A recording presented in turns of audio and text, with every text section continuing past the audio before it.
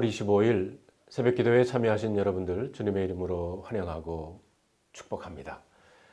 오늘 우리들에게 주시는 하나님의 말씀 요한계시록 17장 1절로 5절에 있는 말씀을 보겠습니다. 또 일곱 대접을 가진 일곱 첨사 중 하나가 와서 내게 말하여 이르되 이리로 오라. 많은 물 위에 앉은 큰 음녀가 받을 심판을 네가 보이리라. 땅의 임금들도 그와 더불어 음행하였고 땅에 사는 자들도 그 음행의 포도주에 취하였다 하고 곧 성령으로 나를 데리고 광야로 가니라. 내가 보니 여자가 붉은 빛 짐승을 탔는데 그 짐승의 몸에 하나님을 모독하는 이름들이 가득하고 일곱 머리와 열 뿔이 있으며 그 여자는 자줏빛과 붉은빛 옷을 입고 금과 보석과 진주로 꾸미고 손에 금잔을 가졌는데 가증한 물건과 그의 음행에 더러운 것들이 가득하더라. 그의 이마에 이름이 기록되었으니 비밀이라. 큰 바벨론이라. 땅의 음녀들과 가증한 것들의 엄이라 하였더라. 기도하겠습니다. 하나님, 오늘도 저희들 하루를 시작하면서 하나님의 말씀을 받습니다. 이 말씀 가운데 하나님을 만나게 하시고 그리고 우리들이 걸어가야 될 그 진리의 길을 보여 주시옵소서. 우리 주 예수 그리스도의 이름으로 간절히 기도하옵나이다. 아멘. 요한계시록 16장은 이 지구상에 일어나는 마지막 전쟁과 하나님의 최후의 진노의 모습을 다루고 있습니다.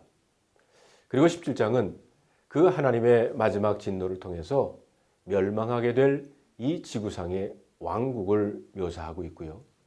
그리고 18장에서는 그 마지막 세상 왕국이 멸망하는 모습이 구체적으로 설명되고 있습니다.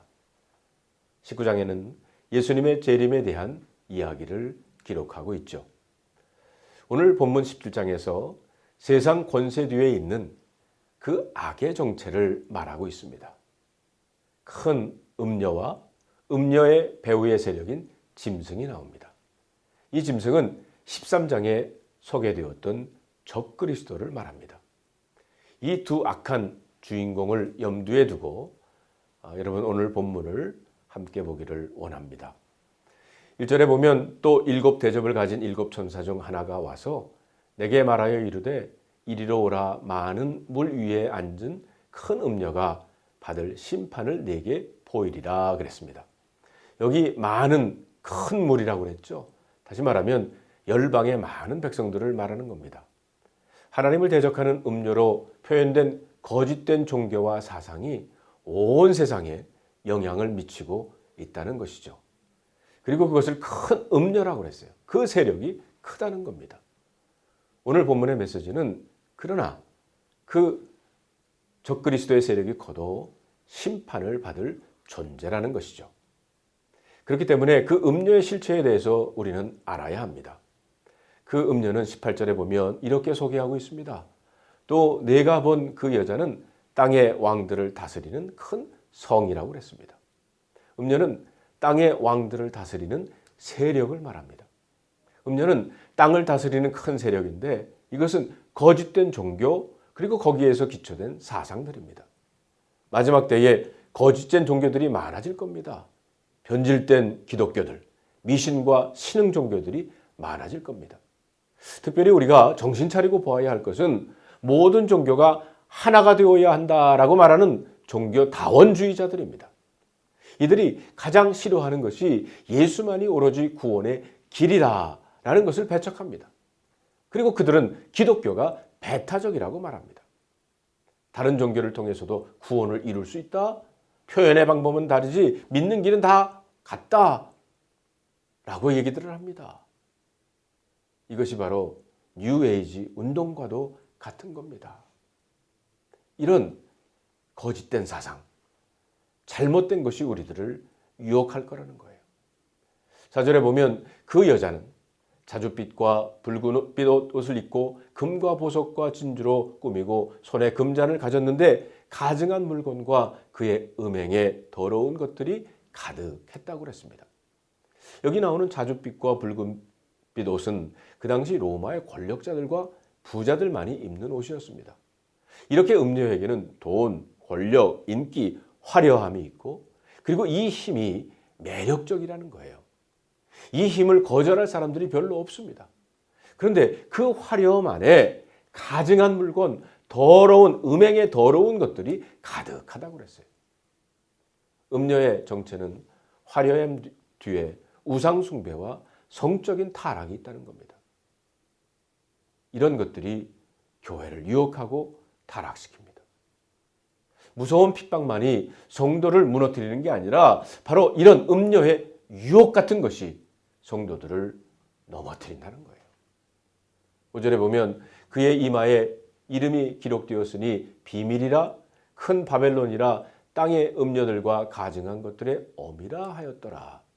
여기 비밀이라고 하는 것은 음녀가 거짓이라는 것을 사람들이 모른다는 거예요. 그 끝이 멸망이라는 것을 모른다는 겁니다. 어미라는 것은 그 뒤에 그 악의 그 조종하는 그런 세력이 있다는 겁니다. 이렇게 음녀의 정체는 눈에 보이는 것들의 매력을 가지고 있는 존재예요.